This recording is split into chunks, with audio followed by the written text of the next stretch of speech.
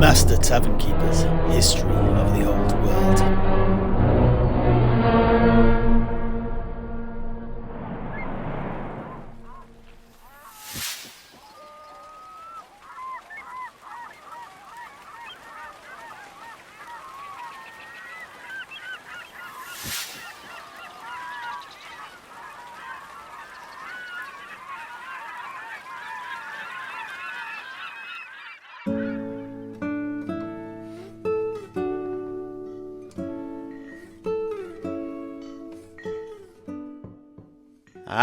Now, we've been waiting on tenterhooks to hear what happened between your grandfather and the vampire pirate king, Luther Harken, on the return journey of Marco Columbo from Lustria. This feels like a long time coming. Look now, wait a crow of the cock there. Who's this pirate king? And by Marco Columbo, do you mean the merchant prince of Trantio? And what's this got to do with Heinrich's grandfather? I'm sorry, but I wasn't here last night. I was at home playing with my concoctions, and I've no idea what y'all talking about. Yes, of course. Well, in that case, Heinrich, do you mind if I briefly get Cedric here up to speed with regards what you told us your grandfather saw when he accompanied the explorer Marco Columbo to Lustria? Oh, no. I do not mind at all. In fact, it will be very interesting to hear the tale from another's lips. Well, I'll try my best, and I'll just say this, actually. I'm purposely going to be brief. But that said, please feel free to correct anything I get wrong. The alcohol was flowing like a waterfall last night, so there could be a couple of patches I'm a bit shaky on. Anyway, here we go.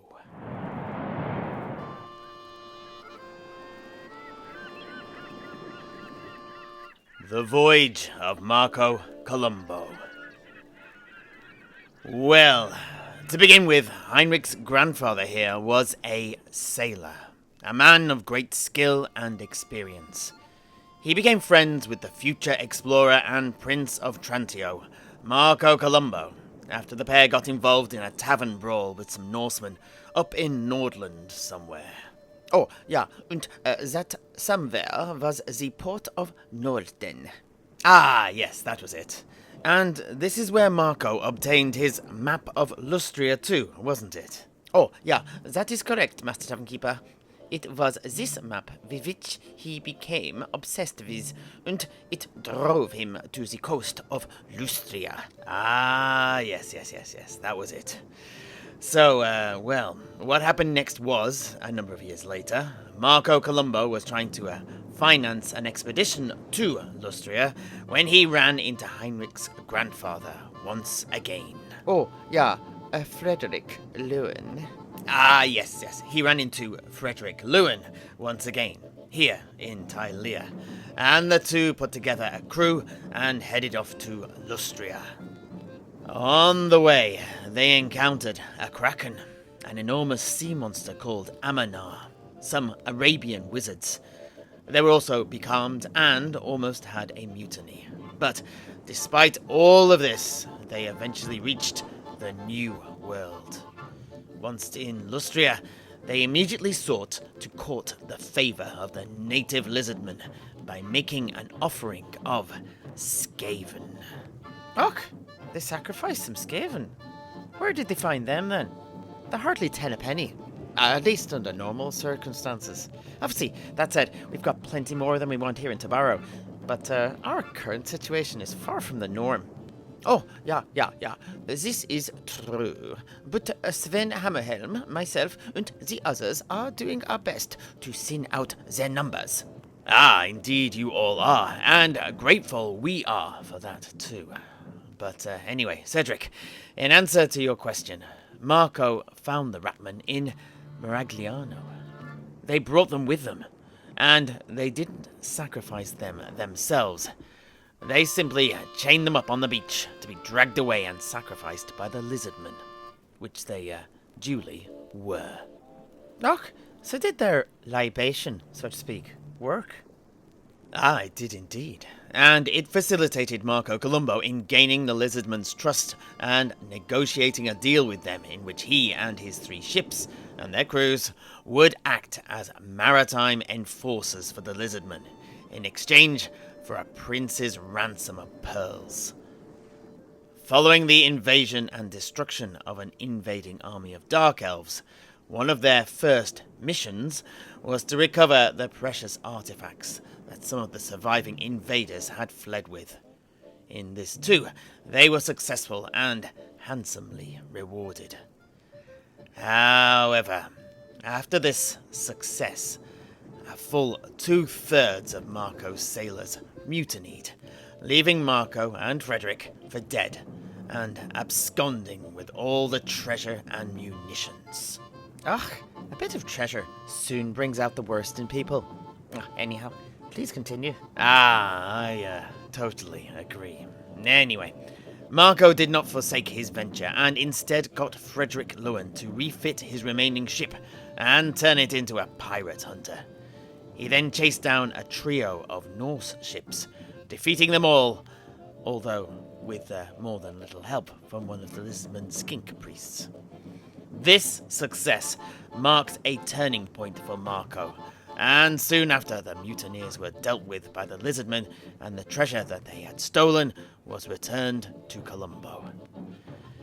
However, at this point, Marco realized that the Lizardmen were not as beneficent as they appeared to be, and were in fact fattening them up for sacrifice at the next festival day. Thus did Marco and the surviving crew leave Lustria, still themselves fat with treasure, and they began their return journey to the old world. But they soon fell foul of another threat: the undead pirates of the Vampire Coast. But, Heinrich, why don't you take the reins now, as we near the point in the story that you left us at? Oh, yeah, of course, Master Tavern Keeper.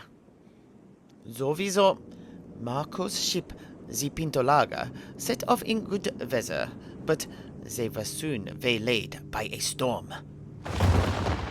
This they survived, unmolested, thanks to some ingenious modifications to the boat that my grandpapa had made. But on the other side of the storm, they were subjected to the Siren's Veil of the undead fleet of the pirate king of the Vampire Coast, Luther Harken, a bloodsucker himself, and the progenitor of innumerable gets in the New World. This veil drove the crew mad and left only my grandpapa and the deaf gunners to save Marco and the rest of the crew from suicidal insanity. Fortunately, this they did, although it left Marco incapacitated. But, well, it was a case of jumping out of the frying pan and into the fire, as the boat next found themselves surrounded by the entire fleet of Luther Harken. All seemed lost, when suddenly the flagship of the vampire himself approached the Pintolaga, and he hailed my grandpapa. Thus, it was to parley that my grandpapa next found himself, and he was invited on board the undead pirate ship.